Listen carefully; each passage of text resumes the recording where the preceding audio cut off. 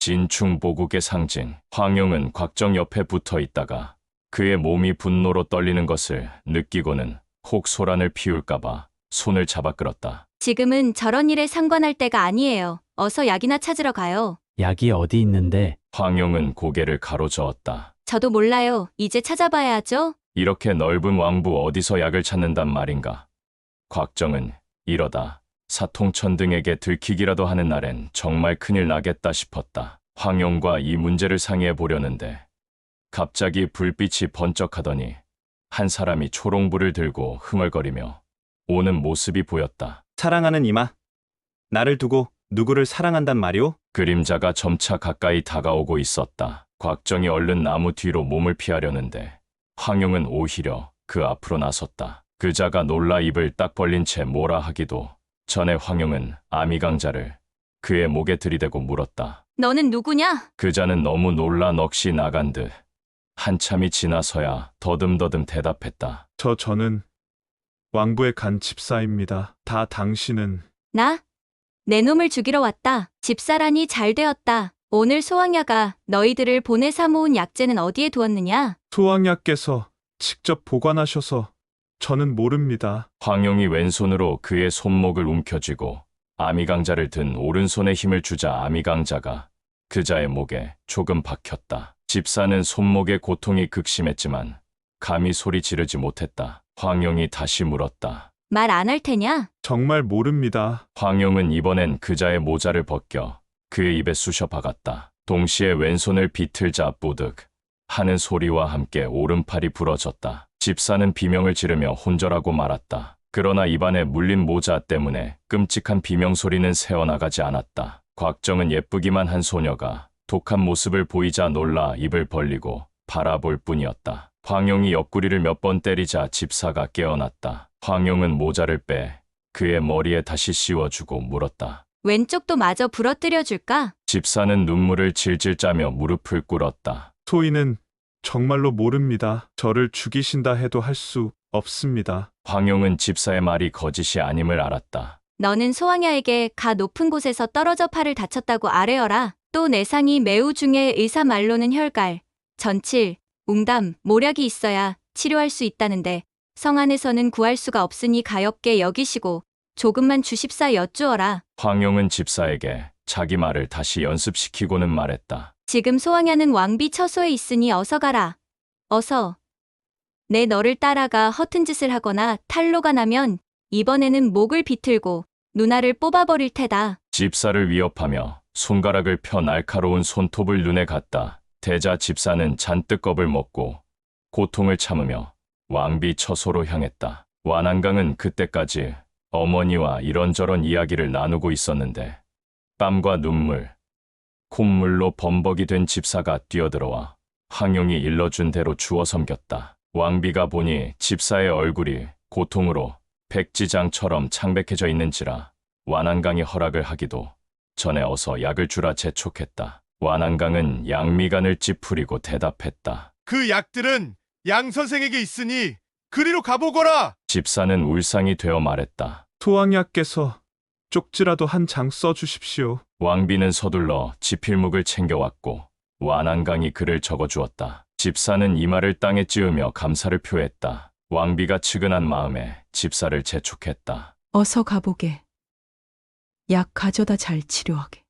집사는 자리에서 물러나왔다. 채 몇 걸음을 걷기도 전에 얼음장처럼 차가운 칼날이 뒷덜미에 느껴졌다. 양 선생 처소로 가자. 집사는 계속 걸음을 떼면서도 몸을 가눌 수가 없었다. 비틀거리며 걷다가 곧 쓰러지려 했다. 약을 얻지 못하면 내 목을 비틀어 두 동강을 낼 테다. 위협적인 목소리와 함께 머리를 지그시 누르니 집사는 번쩍 정신이 들어 식은땀을 흘리면서도 어디서 힘이 나는지 기어코 앞으로 걸음을 옮겼다. 길에서 하인배들을 67명 만났지만 그들은 곽정, 황룡이 집사와 함께 있는 것을 보고는 그대로 지나쳤다. 양자용의 처소에 도착해 집사가 살펴보니 문이 밖으로 잠겨 있었다. 처소에서 나와 물으니 왕야의 향설청 연회에 초대받아 갔다고 했다. 곽정은 집사의 걸음이 흐트러진 것을 보고는 옆에서 받쳐주었다. 세 사람이 그렇게 어깨를 나란히 해 향설청으로 향했다. 향설청 입구까지는 아직 수십 보가 남아 있었는데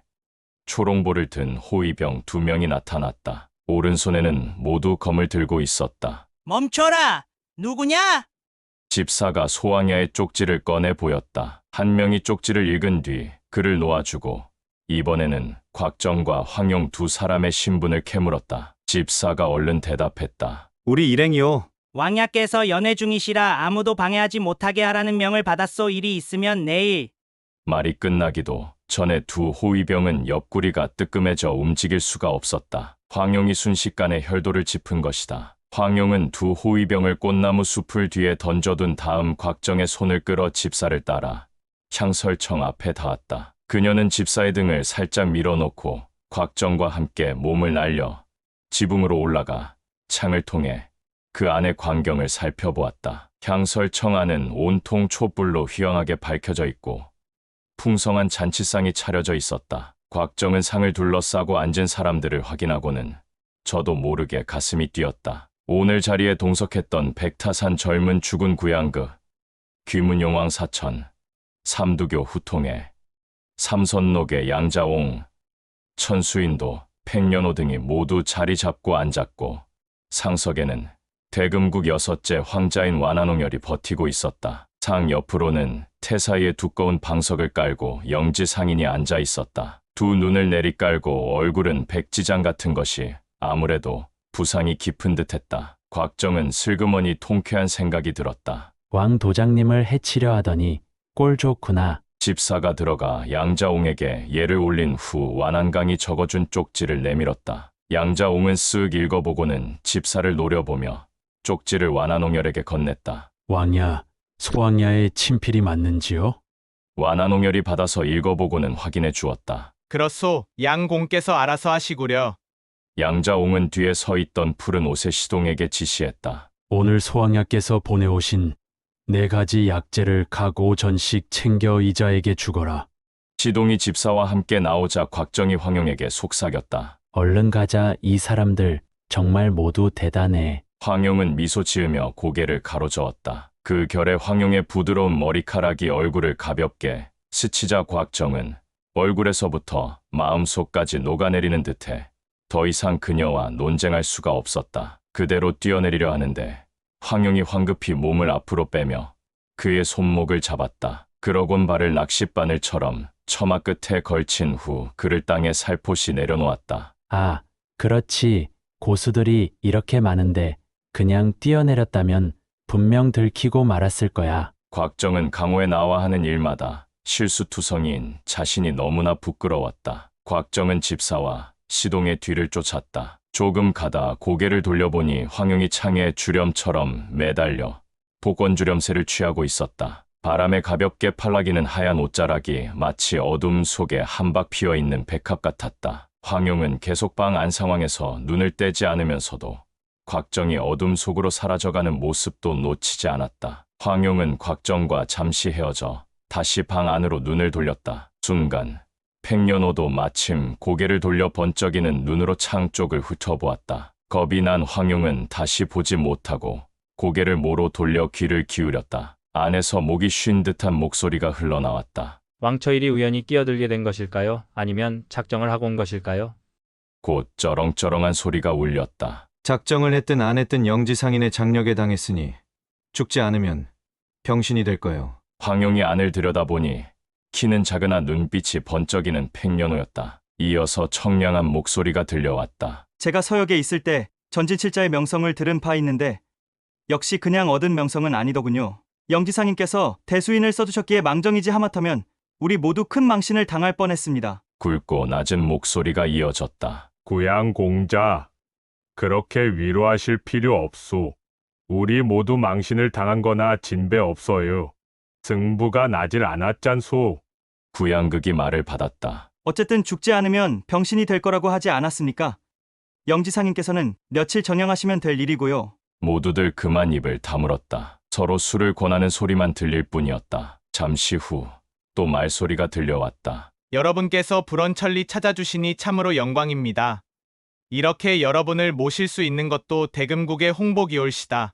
황용은 지금 말하는 이가 조왕 완한홍열일 것이라고 짐작했다. 웅성웅성 한꺼번에 겸양의 말로 화답하는 소리가 들렸다. 완한홍열이 다시 입을 열었다. 영지상인은 서장 지역의 고승이시고 양 선생은 관내 일파에 종사되시며 구양공자는 영숙의 무공을 전수받으셨습니다. 팽체주는 그 명성이 중원에 널리 알려져 있고 사방주는 황하를 움켜쥐고 계시지요. 5분 중 한 분만 분연히 떨치고 일어나 도움을 주신다면 대금국의 사업은 성공한 것이나 다름없습니다. 그런데 이렇게 5분이 모두 모여주셨으니 사자는 토끼를 잡을 때도 있는 힘을 다한다더니 그런 형국이 되었습니다. 양자옹이 나섰다. 일부러 사람을 보내어 찾으시니 저희야 견마지로를 다해야지요. 이 촌부의 힘이 미약해 염치 없이 왕야께 짐이 되지나 않을는지 걱정입니다. 뒤이어 팽려노 등도 몇 마디 비슷한 말을 덧붙였다. 천하를 주름 잡고 있다. 자부하는 이들이 겸손한 기색도 없이 스스로를 뽐내고만 있었다. 오히려 완한홍열과 대등한 위치라 생각하는 듯했다. 완한홍열이 좌중에 술을 한 잔 권하며 말했다. 여러분을 이리 오시도록 한 것은 천하 중대사를 숨김없이 논의하고자입니다. 이 일을 안 연후에도 다른 자에게 발설해서는 아니 될 것입니다. 상대가 알게 되어 대금국 왕조의 일을 그르치는 상황은 일어나지 않으리라 믿습니다. 매우 완곡하면서도 비밀을 지킬 것을 강하게 요구하는 말이었고 다들 충분히 그 뜻을 이해했다. 왕야, 걱정하지 마십시오. 오늘 나온 이야기가 새 나가는 일은 절대 없을 것입니다.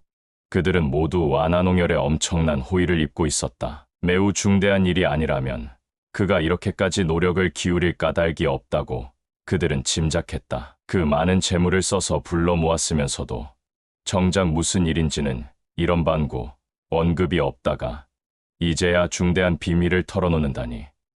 그들은 호기심이 일면서 흥분에 휩싸였다. 완한홍열이 설명을 시작했다. 대금 태종 천회 3년, 그러니까 송휘종 선화 7년이지요. 우리 금나라는 전몰갈, 알리부가 두 원수에게 군사를 주어 송나라를 정벌케 하여 송왕조의 휘종, 흠종 두 황제를 포로로 잡았습니다. 유사 이래 한나라의 군대가 그토록 강대하던 때는 없었을 것입니다. 좌중이 모두 탄성을 흘리며 칭찬을 했다. 밖에 있던 황용은 그들의 행동을 보고 탄식했다. 부끄러운 줄도 모르는 작자들 같으니 서장의 승려 외에는 모두 한인이 아니더냐?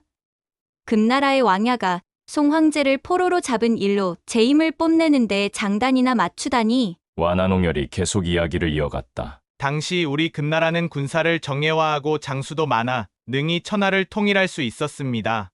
그러나 오늘까지 100년에 이르는 동안 조씨가 아직도 항주에서 황제 노릇을 하고 있습니다. 왜 일이 되었는지 여러분은 원인을 알고 계십니까? 양자옹이 대답했다. 왕야께서 말씀해 주시지요. 완한홍열은 한숨을 내쉬었다. 과거 우리 대금국이 악비에게 번번이 패한 것은 천하가 다 아는 일이니 새삼 숨기지 않겠습니다. 우리 대금국의 원수 올출은 용병에 능하면서도 악비를 만나기만 하면 매번 지리멸렬하게 당하고 말았습니다.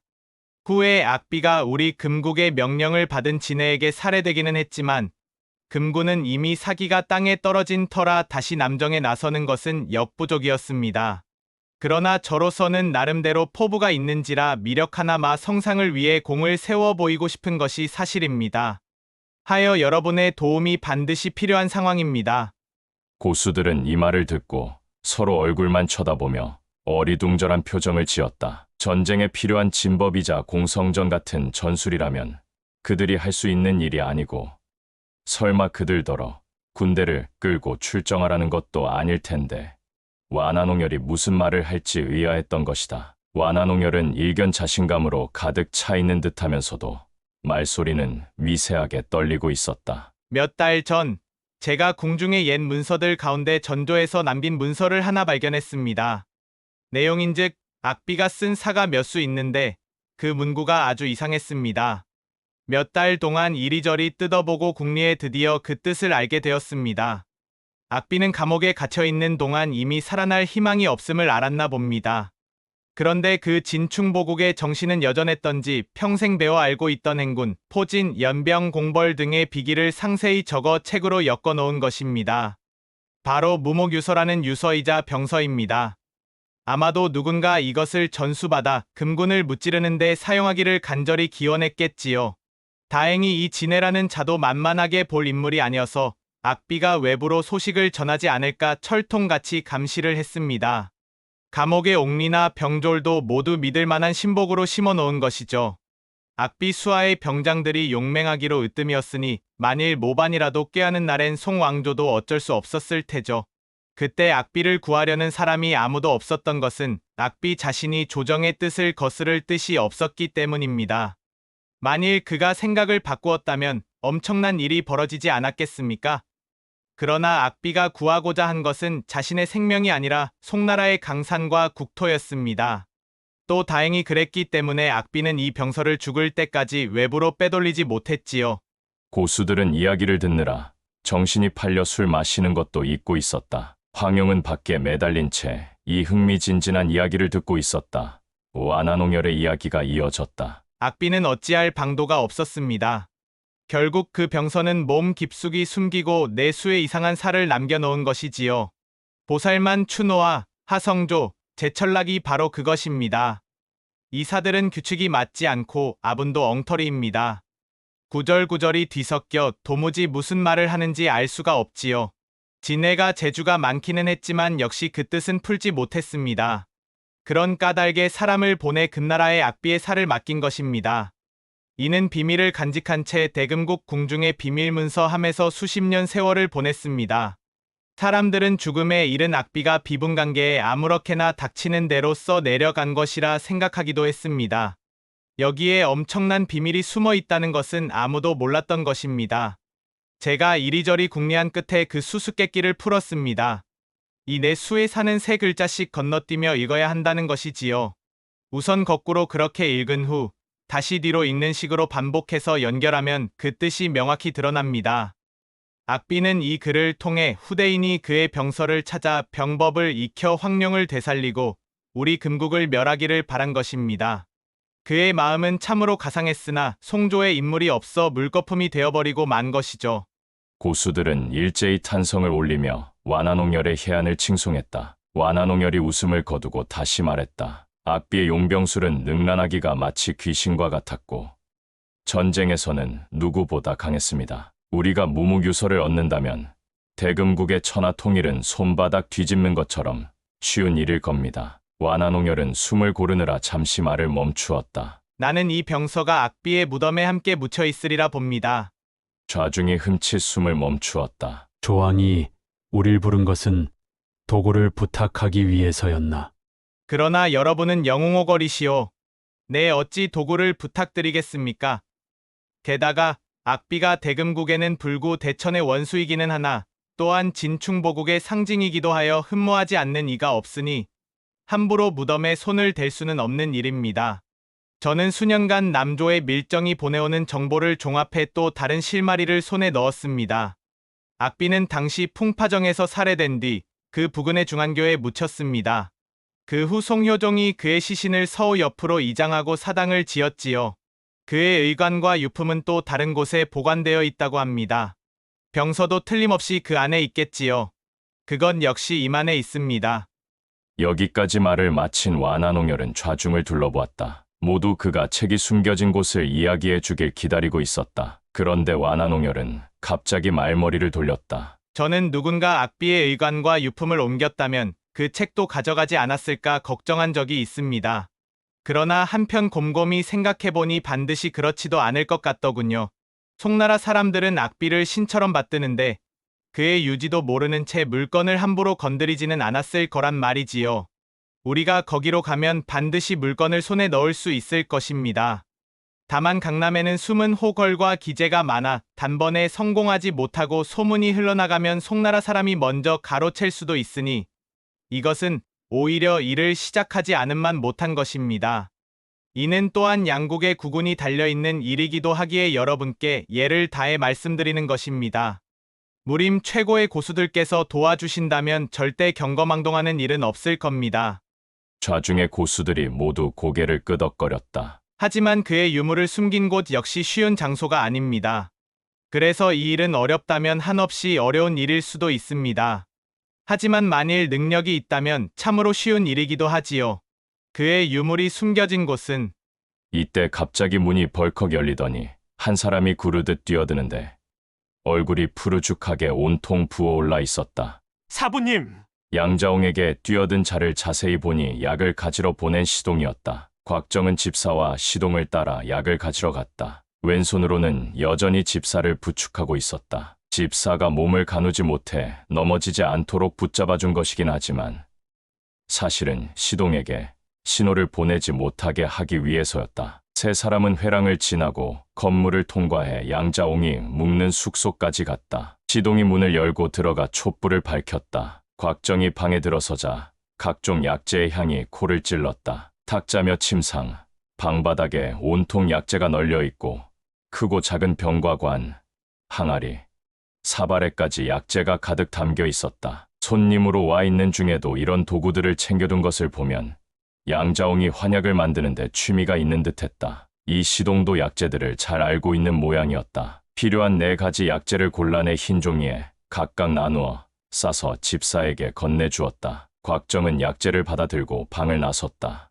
약재를 손에 넣었으니 집사를 감시할 필요가 없었던 것이다. 그러나 이 집사가 뜻밖의 교활한 놈이어서 방을 나올 때 일부러 뒤처져 있다가 곽정과 시동이 나가자 곧바로 안에서 문을 닫아 뒷장을 지르고는 소리를 질러댔다. 도둑이야, 도둑이야! 곽정이 당황해 문을 밀어보았으나 어찌나 튼튼한지 꿈쩍도 하지 않았다. 시동은 나이는 어렸지만 눈치가 빨라 집사의 고함 소리를 듣더니 무언가 잘못되었다는 것을 알았다. 그는 곽정이 문을 미느라 정신없는 틈을 타 곽정 손에 들린 약재 4꾸러미를 가로채서는 옆에 있는 연못에 던져버렸다. 곽정은 그대로 쌍장의 힘을 모아 내력을 뿜었으나 시동은 얄밉게도 재빠르게 모두 피해버렸다. 곽정은 화가 머리끝까지 뻗쳐 두 손바닥을 문에 대고 내력을 뿜어냈다. 과지지 소리와 함께 문의 빗장이 무너져 내렸다. 방으로 뛰어들어 그대로 집사의 아래턱을 가격하자 턱뼈가 으스러지며 그제야 고함 소리가 멈추었다. 다행히 양자옹은 조용한 것을 좋아하는 성품이라 그 거처도 다른 숙소에서 멀리 떨어진 곳이었다. 집사가 외친 고함 소리를 들은 이가 없는 듯했다. 다시 방을 나와 보니 시동은 이미 멀찍이 달아나고 있었다. 곽정은 황급히 경신의 길을 집중, 순식간에 시동을 따라잡아 목덜미를 잡기 위해 팔을 뻗었다. 시동은 뒷덜미에 바람 소리를 느끼고는 몸을 살짝 낮추어 피하는데 그 몸놀림이 상당히 빨랐다. 곽정은 이 아이가 소리라도 지른다면 약재를 얻지 못하는 것은 말할 것도 없고 황용과 자신의 목숨까지 위험에 처한다는 사실을 알고 있었다. 생각이 여기에 미치자 곽정은 더욱 사정 볼 것 없이 손을 놀렸다. 걸고 잡고 움켜쥐고 때리는 붕근 착수의 매서운 공격이 이어졌다. 시동은 양자용을 따라다니며 굽실거리는 사람들만 본 터라 이런 강적은 처음이었다. 상황이 이쯤 되자 당황한 나머지 곽정의 주먹을 피하지 못하고 그만 얼굴을 얻어맞았다. 곽정이 기세를 타고 시동의 철연계의 일장을 내리치자 그만 혼절하고 말았다. 곽정은 발을 들어 아이를 기려 풀숲에 차 넣고 방으로 돌아왔다. 불을 밝히고 보니 집사는 바닥에 쓰러져 인사불성이 되어 있었다. 곽정은 자신의 불찰을 탓했다. 아까 그 녀석이 약을 챙길 때 잘 받았어야 했는데 이제 어떻게 약을 찾을 것인가? 살펴보니 용기 위에 적힌 것은 꾸불꾸불한 부호뿐 글자라고는 하나도 없는지라 어떻게 알아볼 재간이 없었다. 가만, 녀석이 여기 서서 약을 챙겼으니까 이 부근에 있는 약재를 모조리 가져가면 되겠지. 돌아가 왕 도장님께 고르시라고 하면 되지 않을까? 얼른 백지 한 뭉치를 집어들고 모든 약재를 한 꾸러미씩 싸기 시작했다. 집사의 고함 소리를 누가 들었을까봐 마음이 조급한 탓에 손놀림이 오히려 둔해졌다. 가까스로 약을 다 싸서 품 안에 챙겨놓고 홀가분한 마음으로 몸을 돌리는데 그 결에 그만 팔꿈치로 대나무 광주리를 쓰러뜨리고 말았다. 대나무 광주리가 모로 쓰러지며 뚜껑이 열렸다. 그 광주리에서 온몸이 핏빛처럼 붉은 큰 뱀이 미끄러져 나오더니 곽정의 얼굴을 향해 달려들었다. 화들짝 놀란 곽정이 뒤로 물러나며 보니 뱀의 몸통 굵기가 사발만 했다. 꼬리 쪽은 아직 광주리 안에 있어 정확히 길이가 얼마나 되는지도 알 수 없었다. 신기하게도 몸 전체가 주홍색인 그 뱀은 대가리를 자유자재로 늘렸다 줄였다 하고 두 갈래로 갈라진 혀를 날름거리며 곽정을 향해 움직였다. 날씨가 추운 몽고에서 작은 뱀만 보아온 곽정으로선 이렇게 큰 몸집의 기괴한 뱀을 보고 기겁하지 않을 수 없었다. 너무 놀라 뒤로 물러서다 등이 탁자 모서리에 부딪히는 통에 이번에는 촛대가 떨어지며 방 안이 칠흑 같은 어둠으로 변했다. 약재를 손에 넣은 곽정은 급히 나가려 했다. 그때 무언가가 자신의 발을 칭칭 감아돌았다. 아무리 몸부림쳐봐도 발이 빠지지 않자 손을 대보았다. 뱀이었다. 허리를 더듬어 보니 태무치니 하사한 금도가 만져졌다. 갑자기 지독한 약 냄새가 코를 찌르는 듯 싶더니 설핏 비린내도 섞여났다. 곽정의 얼굴에 소름이 끼치면서 무언가 섬뜩한 기운이 느껴지는데 뱀이 그 혀로 곽정의 뺨을 핥고 있었다. 이런 절체절명의 순간에 처한 곽정은 칼을 뽑을 경황이 없었다. 곽정은 왼팔을 들어 뱀의 목을 틀어 쥐었다. 뱀도 여간 힘이 세지 않아 몸통을 점점 조여오며 아가리를 벌리고 곽정에게 덤벼들었다. 곽정은 팔에 힘을 주며 버텨보았지만 잠시 후 다리 부분이 마비되면서 가슴이 너무 심하게 조여 숨 쉬는 것조차 힘들었다. 내공을 다해 밖으로 힘을 분출해보았지만 뱀의 몸통은 한번 들썩하고는 다시 조여오기 시작했다. 왼팔도 점차 힘이 빠졌다. 더군다나 뱀의 아가리에서 뿜어나오는 역한 냄새 때문에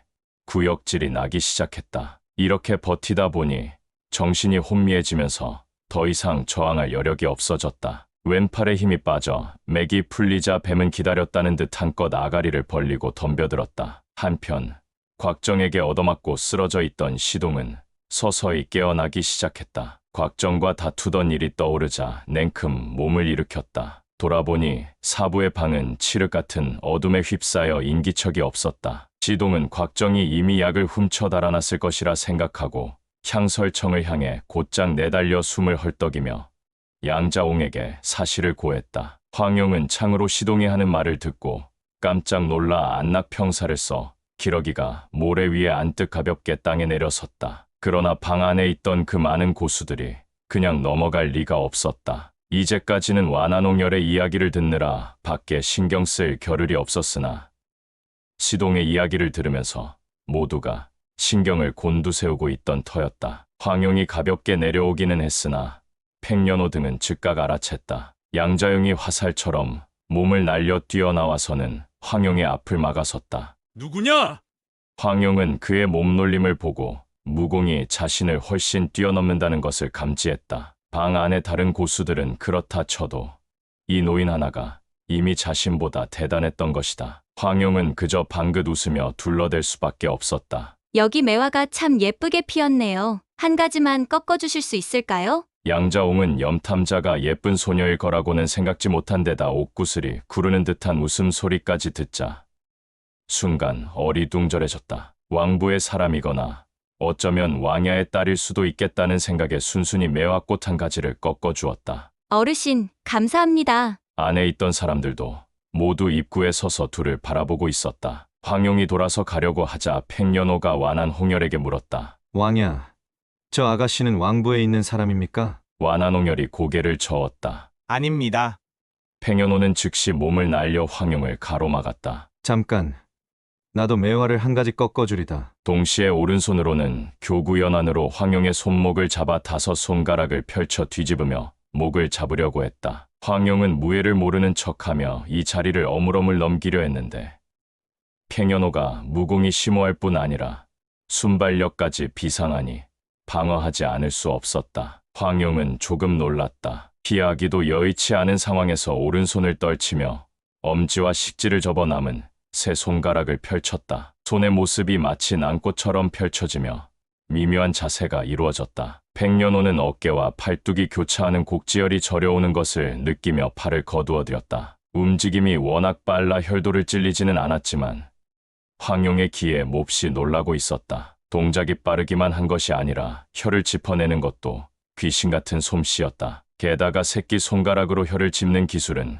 견문이 넓은 그도 접해본 적이 없었다. 황용의 난화분열수는 빠르고 정확하며 또 절묘하고 담백한 움직임이 장점이었다. 다른 것은 그렇다 치더라도 담백하게 움직인다는 것은 생소한 것이었다. 이는 움직임이 우아하고 평온하며 아무 일도 없는 듯 가볍고 깔끔하게 마무리되어야 제대로 이루어지는 것이었다. 움직임이 지나치게 긴박하고 흉폭하면 격이 떨어져 나눠라는 우아한 이름에 걸맞지 않았다. 이 네 가지 중 담백함이 가장 어려운 요건이었다. 황용의 솜씨에 찬탄하지 않는 이가 없었다. 백년호가 웃으며 물었다. 아가씨, 성이 무엇이오? 또 사부는 니시오? 이 매화 가지가 정말 곱지요. 꽃병에 꽂아두고 싶어서요. 동문서답이었다. 보고 있던 사람들도 황용의 정체를 몰라 미심쩍은 표정이었다. 부통애가 나서서 외쳤다. 대형께서 물으시는 말을 못 들은 거냐?